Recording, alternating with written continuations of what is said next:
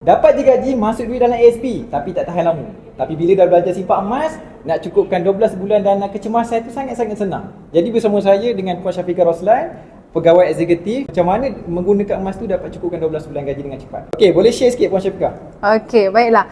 Betul, saya dulu bekerja makan gaji. Setiap bulan saya akan menabung dekat dalam ASB. Simpanan saya tak boros setiap bulan. Tapi dia sampai satu masa tu dia akan ditarik juga.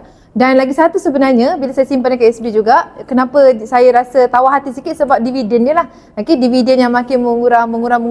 Dan sebenarnya duit ASB saya tu dia habis sebab saya nak buat majlis kahwin dululah. Saya lihat lepas saya dah menabung 2 tahun, bila saya nak gunakan rasa macam tak catch up dengan cost of living tu lah. Okey, dan akhirnya bila saya terus menabung, saya nampak dengan dividen tak memperasangkan, simpanan tu pun agak sedikit susah lah nak lekat. So bila saya dah kenal dengan mentor Tuan Muhammad Zulkifli Syafiee, saya lihat sebenarnya ada simpanan yang lebih bagus, iaitu dalam bentuk emas. Dan emas sendiri pun memberikan pulangan yang jauh lebih bagus pada ASB, minimum dalam 10%, tahun lepas kita nampak dalam 22% macam tu.